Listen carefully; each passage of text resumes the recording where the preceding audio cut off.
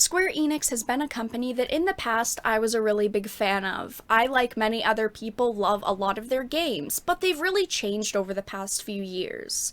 With Final Fantasy VII's remake, they had an internalized ethics department tell developers essentially what they could and couldn't create. The ethics department advised them on how character models could look and how they should be dressed, which did lead to character redesigns.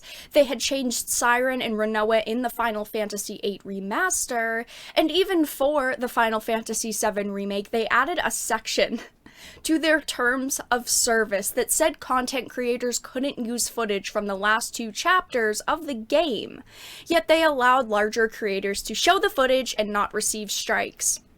I have talked about that a few times. I was very upset when I live streamed the game and then couldn't stream the end.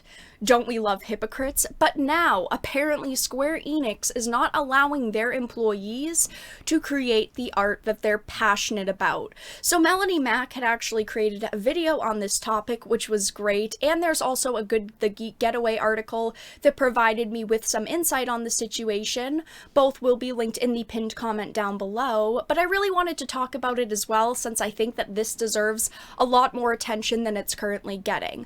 So this is the content creator in question, the person that works for Square Enix. His Instagram handle is Zelu1984, and he had put up this post saying, apparently work has a problem with me making my custom figures, so I will not be posting anything for a while.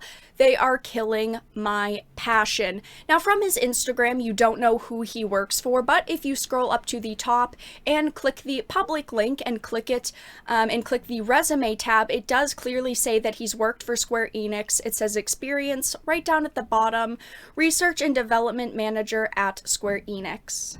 Just to quickly show you all what is in question, here are some of his sculpts. It says on his description, I sculpt and paint and make stuff. I mean, that's a pretty fair assessment as to what he does. And if you look and you scroll down, he does make a lot of DC figures. He sculpts them, he paints them, and he's pretty damn good at what he does. You have befores and afters. Some of them are drastic, some of them are just enhancements, but from this you all can tell kind of what he does and the content that he's creating. Now, the sculpting and painting that he does on his Instagram in no way seems to reflect his job at Square Enix. It's not promoted currently by Square Enix.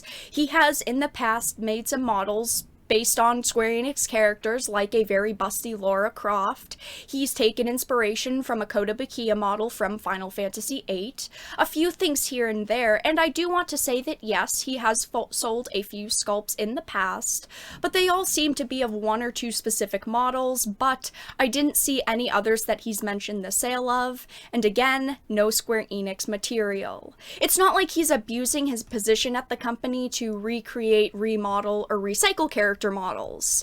We obviously don't know the details, but none of this sounds right. It would be different if he was using their characters continuously and the company said that he couldn't, but to tell someone that he can't do this at all isn't okay.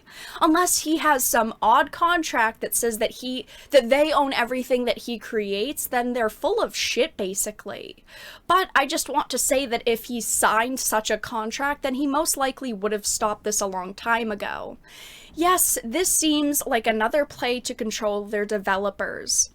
They've obviously been very strict with what comes out of their company, and even how independent creators make content around their IPs. I mean, look at how most people aren't even allowed to stream the ending of Final Fantasy VII, yet large creators are allowed to with no restrictions.